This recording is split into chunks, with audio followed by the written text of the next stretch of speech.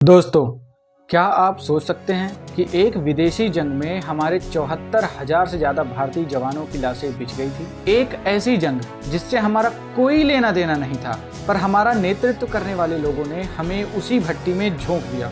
नमस्कार दोस्तों, मैं हूं दीपक मिश्रा। आपका बहुत बहुत स्वागत करता हूं आपके अपने YouTube चैनल दीपक डिपोड में। और आज हम उस राज से पर्दा उठाएंगे कि क्या महात्मा गांधी जी या उस समय की कांग्रेस ने हमारे जवानों का सौदा किया था, या फिर इनकी एक ये राजनीतिक भूल थी, या फिर ब्रिटिशर्स ने हमारे नेताओं को आज़ादी का एक झूठा झांसा दिया था, और कैसे भारत ने केवल खून ही नहीं बल्कि अरबों रुपए और लाखों बेजुबान जानवरों की भी इसमें बलि दे दी।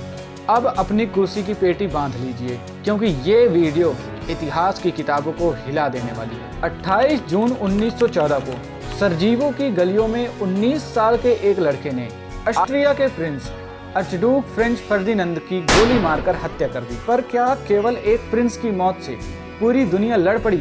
नहीं, असली वजह थी ईगो और लालच। उस समय दुनिया दो गुटों में बटी हुई थी। पहला एलाइड पावर, जिसमें ब्रिटेन, फ्रांस, रशिया और बाद में यूएसए भी शामिल हो गया। दूसरा सेंट्रल पावर, जिसमें जर्मनी, ऑस्ट्रेलिया, हंगरी और ओटोमन एम्पायर, जो कि आज का टर्की है, ये शामिल थे। लेकिन आप सोच रहे होंगे इसमें भारत कहाँ से आया? तो हम उस समय ब्रिटेन के गुलाम थे और ब्रिटेन को सोल्जर्स की जरूरत थी। इसलिए ब्रिटिश सरकार ने हमारे नेताओं को एक लॉलीपॉप दिया, जिसका नाम था सेल्फ रूल यानी आज़ादी। महात्मा गांधी जी, जिन्हें हम अहिंसा का प्रतीक मानते हैं, वो उस समय गांव-गांव घूमकर लोगों को ब्रिटिश आर्मी में भर्ती होने के लिए प्रेरित कर रहे थे। इसीलिए उन्हें रिक्रूटिंग सर्जेंट तक कहा जाने लगा। कांग्रेस के नेताओं ने इसका भरपूर समर्थन किया। आखिर क्यों? क्या उन्हें ब्रिटिशर्स से अंडर द टेबल कोई डील मिली थी, या फिर ये सिर्फ एक भोली भाली भूल थी? बिना किसी रिटन प्रूफ के उन्होंने हमारे 13 लाख जवानों को मौत के मुंह में ढकेल दिया।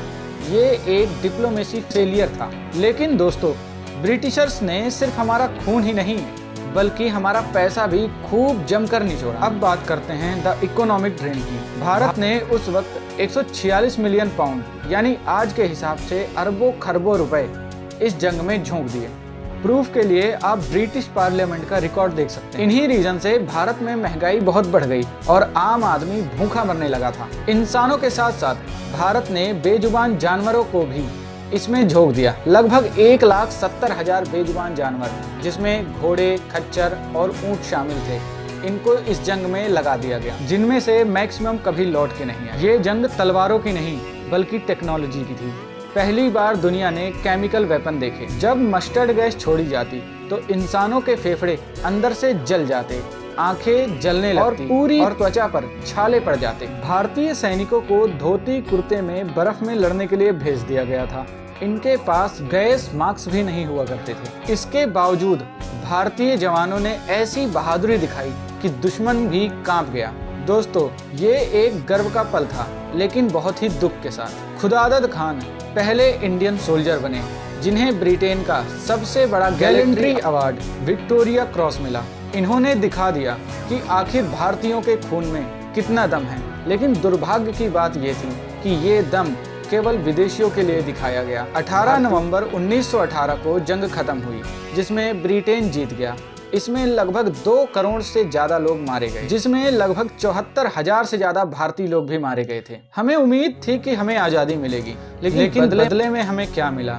रॉलेट एक्ट, जिसमें बिना किसी ट्रायल के जेल में डाला जा सकता था। और जब भारतीयों ने इस धोखे का विरोध किया तो उनको मिला जलियांवाला बाग हत्याकांड जैसे। यानी हमारा खून, हमारा पैसा और हमारी वफा सब मिट्टी में मिला दिया गया। और जो नेता इस रिक्रूटमेंट को करवा रहे थे वो भी देखकर दंग रह गए। आज दिल्ली का इंडिया गेट उन्हीं की यादों में खड़ा है। लेकिन क्या वहाँ पर ये लिखा है कि उन्हें किसने और क्यों भेजा और क्या कहकर भेजा गया था? क्या ब्रिटिशर्स तो दुश्मन थे ही, पर राजनेताओं की राजनीति भी उतनी जिम्मेदार नहीं है इसके लिए? क्या हमने अपनी एक पूरी पीढ़ी विदेशी लालच के लिए कुर्बान कर दी? आपको क्या लगता है? क्या गांधी जी और कांग्रेस का वो फैसला सही था? कमेंट में अपनी राय जरूर दें। अगर इस वीडियो ने आपको जगाया है तो दीपक डिकोड को सब्सक्राइब करें और इसे हर इंडियन तक पहुंचाएं, क्योंकि सच कड़वा होता है लेकिन जरूरी होता है। धन्यवाद। जय हिंद, जय भारत।